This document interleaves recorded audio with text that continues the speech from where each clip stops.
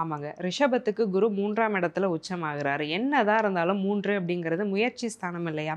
அப்போ முயற்சி மூலமா வெற்றி அடையக்கூடிய ஒரு காலகட்டமா இந்த குரு பயிற்சி காலகட்டம் ரிஷப ராசி அன்பர்களுக்கு அமைஞ்சிருக்கு. தம்பி, தங்கச்சின்னு கூப்பிட்டு பழகுறவங்க கிட்ட மட்டும் கொஞ்சம் கவனமா இருந்துக்கோங்க. இத தான் நம்ம ஆரம்பத்துலேருந்து எல்லா வீடியோஸ்லயும் பேசிட்டு வரோம். ஏன்னா 3ஆம் இடம் அப்படிங்கிறது இளைய சகோதரர்கள குறிக்கும். அவங்க மூலியமா ஏதாவது பிரச்சனைகள், மன அழுத்தங்கள்லாம் வர்றதுக்கு வாய்ப்பு இருக்கிறதுனால, அதில மட்டும் கொஞ்சம் கவனமா இருந்துக்கிறது நல்லது. தொலைதூர பிரயாணங்கள் மூலியமா ஒரு நல்ல லாபம் அப்படிங்கிறதெல்லாம் ரிஷபராசி அன்பர்களுக்கு இந்த குரு பயிற்சிக்கு பின்னாடி காத்துட்ருக்கு.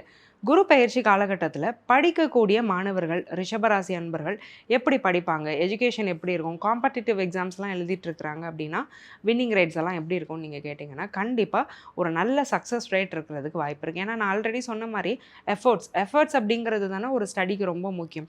எழுந்து படிக்கணும். ஒரு டிசிப்ளினா ஒரு டைம் டேபிள மெயின்டெயின் பண்ணணும்.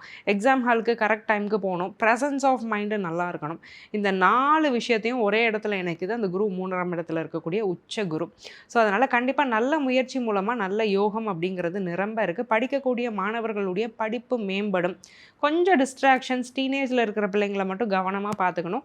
என்னதான் இருந்தாலும் அஷ்டமாதிபதி 3ஆம் இடத்துல உச்சமாகிற காரணத்தினால தேவையில்லாத நட்புகளால சின்ன சின்ன பிரச்சனைகள் வந்து போகும். ஆனாலும் அந்த நட்புகள் வந்து படிப்ப பெருசா பாதிக்கிறதுக்கு வாய்ப்பில்லங்க. ஆனாலும் கவனச்சிதறல்கள் வரும். அதுல கொஞ்சம் கவனமா இருந்துக்கணும்.